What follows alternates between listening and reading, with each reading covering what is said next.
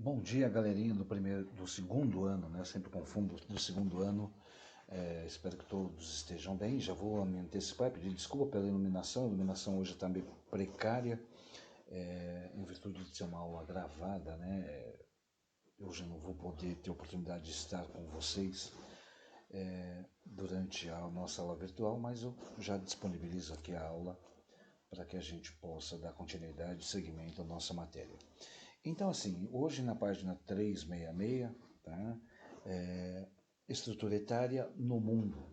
Só lembrá-los que quem não entregou ainda a atividade que eu solicitei, por gentileza, hoje eu recebo até às 18 horas, tá? Que sábado e domingo eu vou estar fechando aí as médias, então não esqueçam, quem não entregou ainda tem oportunidade de entregar, tá legal? Então, página 366, estrutura etária no mundo. Nós vimos lá as teorias do crescimento populacional, né? Nós vimos também o crescimento natural vegetativo e hoje a gente vê estrutura etária no mundo. Depois dessa estrutura etária no mundo, nós veremos estrutura etária no Brasil. Então, né, já vou mostrar para vocês aqui, me adiantando, essa pirâmide, né, que nós chamamos de pirâmide etária, tá?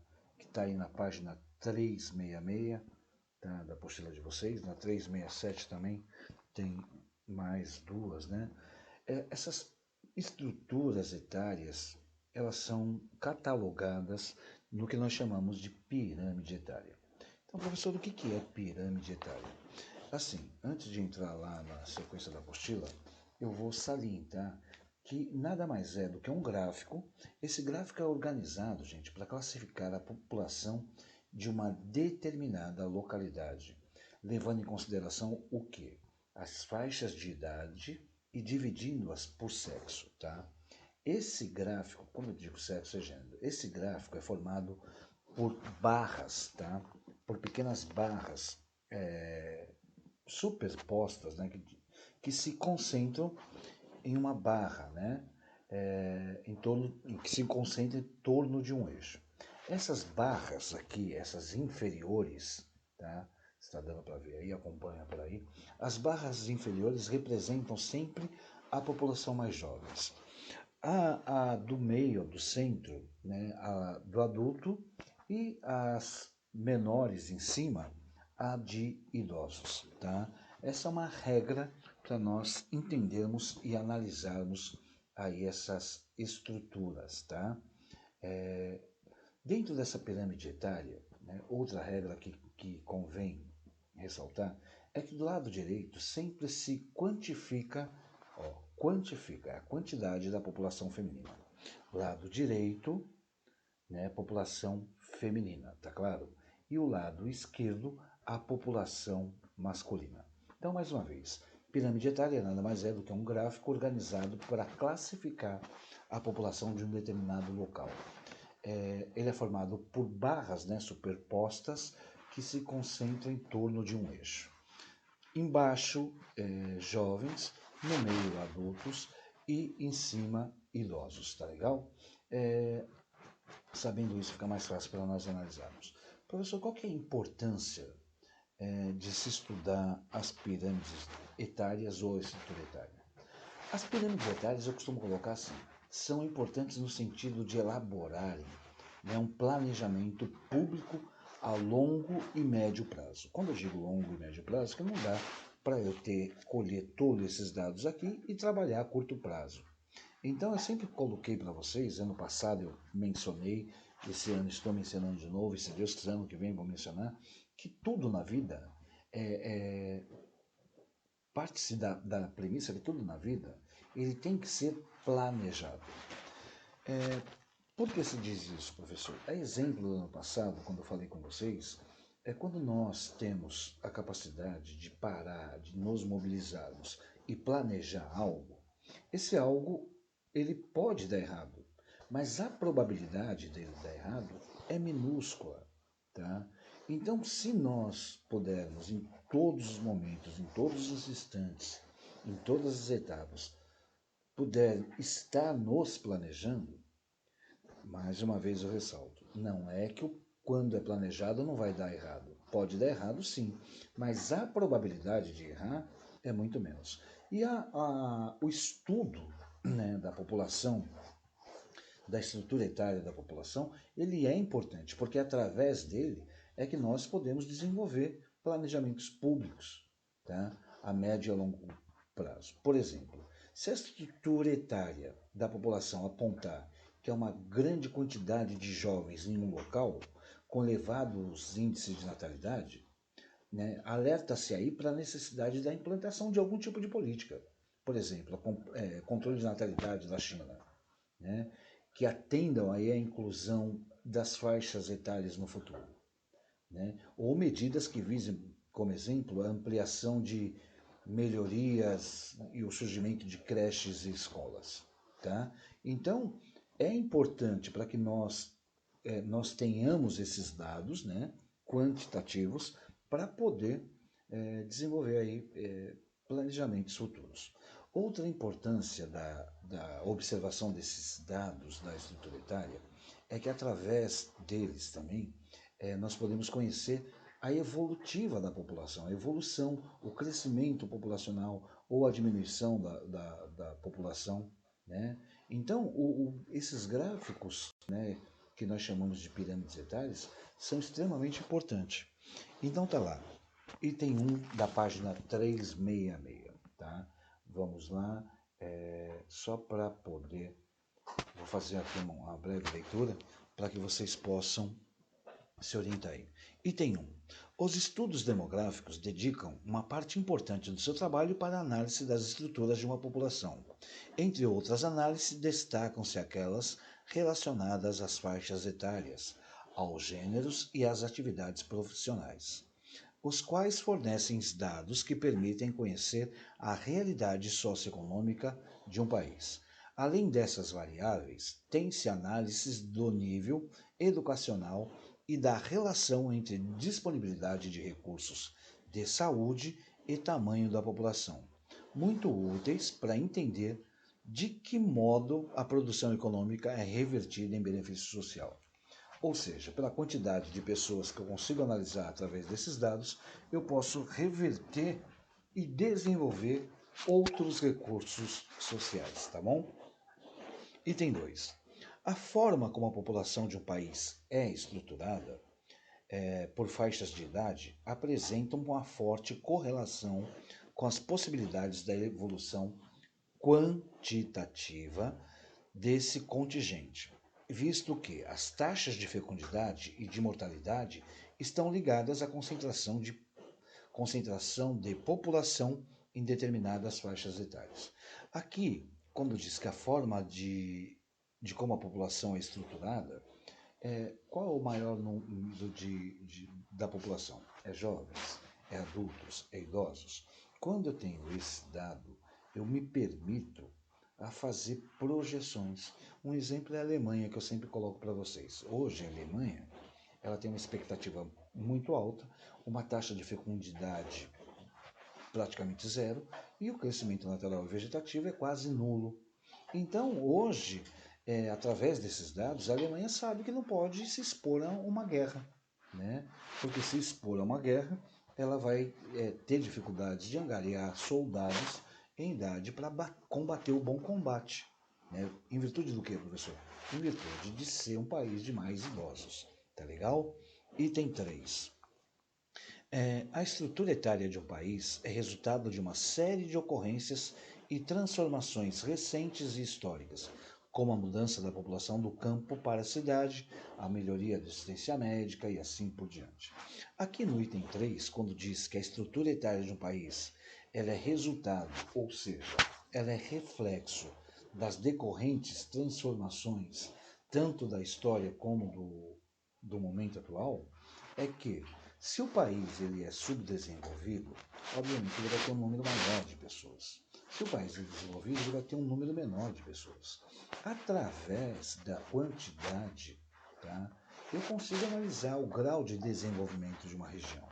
Né? É aquela velha máxima da pergunta do ano passado. As pessoas são pobres porque têm filhos ou têm filhos porque são pobres? Né? Então, assim, quando fala que eu consigo, através da história de um lugar, determinar a quantidade, né, estimular a quantidade de pessoas que existem nesse lugar, é isso que a gente está falando. Item 4. O contingente demográfico de um país representa efetivamente seu potencial de produção, ou seja, são essas pessoas que caracterizam os recursos humanos que poderão gerar riquezas no território. Nós vimos lá na teoria neomalthusiana, que o jovem, ele pode ser, a quantidade excessiva de jovens pode ser considerado um obstáculo para o desenvolvimento econômico do país. Isso tendo em vista que o jovem, para alguns, é sinônimo de gasto, é sinônimo de despesa. Só que os reformistas acreditavam, assim como eu acredito e vocês, alguns de vocês acreditam, que quando o jovem ele é lapidado, que eu digo, quando ele tem um bom sistema de saúde, quando ele tem um bom sistema educacional, consequentemente o futuro dele vai ser promissor. Tá? O futuro dele não vai caracterizar aí o que nós chamamos de estorvo econômico, e sim o contrário. O futuro dele vai ser extremamente promissor economicamente falando para o país. Então é isso que o item 4 se refere. Pois bem, no item 5, peraí, deixa eu dar uma olhadinha no 5. A representação gráfica, já coloquei, né, que é do lado direito mulheres, do lado esquerdo homem, embaixo jovens, no meio adultos e lá em cima os idosos. Então assim, item 6. O formato da pirâmide etária depende diretamente dos indicadores da população do país. Esses indicadores diferem de país para país e variam segundo o grau de desenvolvimento deles. Países pobres, mais gente, mais jovens. Países desenvolvidos, o número de idosos vai ser extremamente maior do que os jovens, configurando esse contraste aqui. Tá legal? Esse contraste aqui. Pois bem, gente, página 368, por gentileza. Se tiver alguma dúvida depois, reporta lá no grupo, tá? Já que nós não estamos ao vivo, reporta no grupo e a gente procura ressarcir por lá mesmo, tá legal? Item 7, tá? A partir dos dados sobre a estrutura etária que se pode determinar um índice chamado razão de dependência demográfica. O que é, professor, essa razão de dependência demográfica? Pode até gritar, tá? Quando uma determinada família tem mais de um ou dois filhos como dependentes, tá? Isso é também catalogado. E aí cria-se aí o que nós chamamos de dependência demográfica, ou seja, considerado essencial para calcular o verdadeiro significado dos recursos humanos de um país. Então, esse dado, chamado dependência demográfica, ele serve para calcular o verdadeiro significado do recurso humano em um país. Ou seja, quanto maior for esse índice, maior o número de pessoas fora do mercado produtivo. Então, eu tenho dois irmãos, né? Meu pai, minha mãe e mais dois irmãos. Então, quantas pessoas estão fora do mercado produtivo? Eu e meus dois irmãos. Então, através dessa quantidade de pessoas fora do mercado produtivo, tá? Eu posso analisar o que nós chamamos de dependência demográfica. Tá claro isso? Ótimo. Depois nós temos aí alguns exercíciozinhos na 369, tá? E até a 370, para 370 e 371, e aí a gente faz posteriormente, tá? Agora na 372, a gente vai falar da estrutura etária do nosso território, né? Falamos da estrutura etária do mundo e agora a gente procura mencionar um pouquinho da estrutura do território brasileiro. Dentro do Brasil, né, a pirâmide jovem, eu posso colocar para vocês, que ela possui uma base mais larga, né? Por que, professor, que ela possui uma base mais larga? Essa base mais larga da pirâmide, que caracteriza um número maior de jovens, né, é em virtude do quê? Da natalidade e em função da mortalidade e da baixa e da alta expectativa de vida, né? Então, só analisando a pirâmide etária jovem, ela vai ser mais larga. Por quê? Porque o número de jovens ainda consiste numa quantidade grande, tá? Isso é característica não só do território brasileiro, mas também como de todos os países subdesenvolvidos.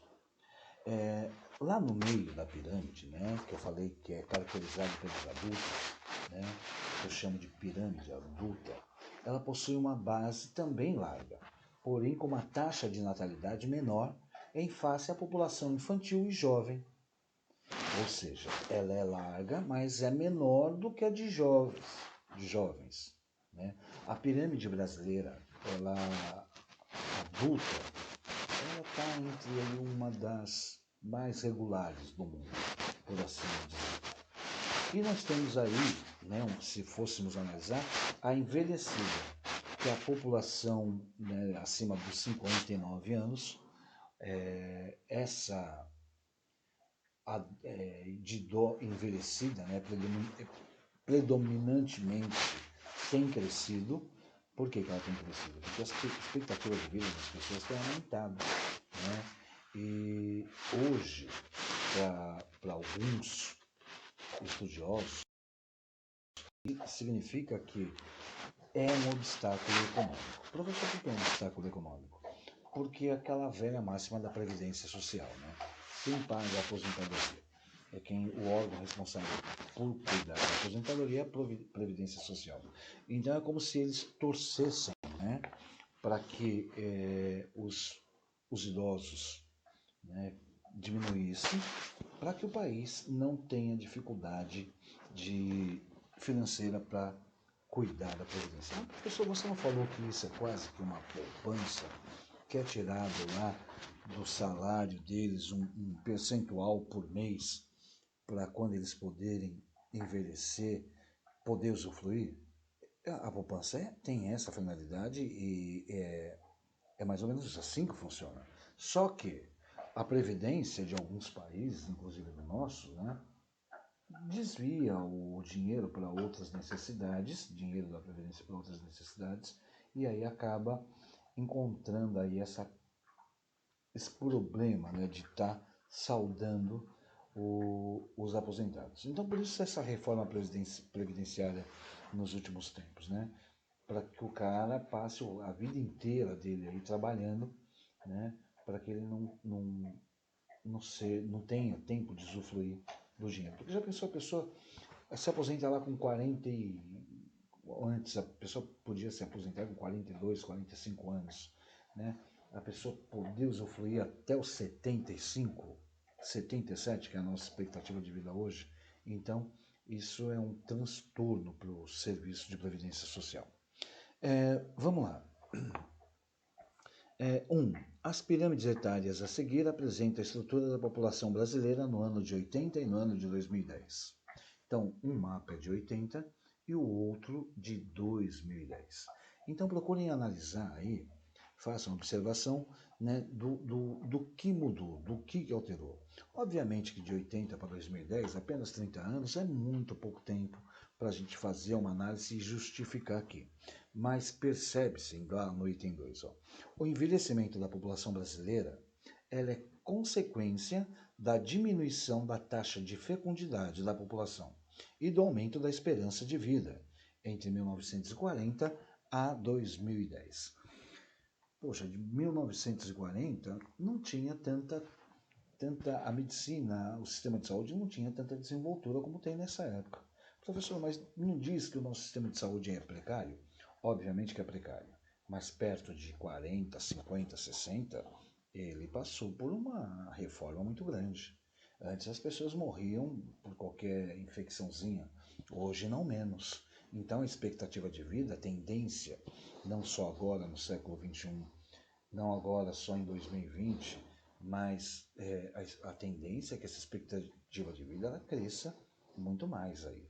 Para que nós chegamos aí a 30, 40 anos, daqui a 30, 40 anos, 3 ou 4 décadas, a gente consiga ter uma expectativa de vida aí do brasileiro de pelo menos 90 anos. Tá legal? Vamos lá, item 3. A estrutura etária de um país não pode ser considerada um problema. Deve ser analisada como a realidade demográfica, um elemento fundamental na orientação das políticas públicas. Então aqui diz, a estrutura etária não pode ser considerada um problema. Depende da estrutura etária. Tá? Um país, se apresentar alguns números, né, que causam perplexibilidade, obviamente que, vamos colocar o pé no freio, a exemplo da China, né, a quantidade de população que tem, cada vez nascendo mais, peraí, controle de natalidade. O controle de natalidade, eu falei para vocês que pelo fato de não ter o pré-natal, aquela coisa toda, começou a ocorrer um infantilicídio de meninas, né? Porque os pais, eles queriam meninos e não meninas. Então, peraí, vamos analisar, ver o que está acontecendo. Então, depende da estrutura, eu discordo disso aqui. A estrutura etária de um país não pode ser considerada um problema. Depende da estrutura etária. Tá? O exemplo da Alemanha que eu coloquei para vocês. O número de idosos crescendo, crescendo, crescendo. A população não está se renovando. Então, não pode estar se expondo, né, a algum tipo de guerra ou algum outro tipo de conflito. Então tem que analisar direito essa afirmação categórica aqui da 3. 4. O envelhecimento da população brasileira, observado nas últimas décadas, é apontado por alguns analistas como um problema demográfico para o país, especialmente por conta da elevação dos custos da previdência social. Isso é que eu mencionei. Hoje o idoso ele passa a ser um estorvo para a economia, aí não só do país subdesenvolvido, não, para a economia de todo o país, de todos os países do mundo. Tá? Por mais rico que o país seja, quando ele vê que a sua população está envelhecendo excessivamente, está aposentando cedo e vivendo aí da previdência durante 40, 50 anos, é um caos, tá? É um transtorno.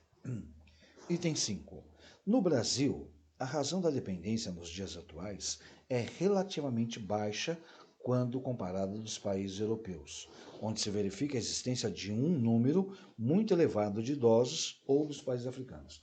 Obviamente, nos países europeus, como o número de idosos é maior, quase não tem essa dependência econômica, tá? Que são os dependentes lá. Então, perto do Brasil, nós estamos aí quase que empatados com eles. Nós temos 2. Eles têm 0,5 a 1 e nós temos 2, no máximo 2,6.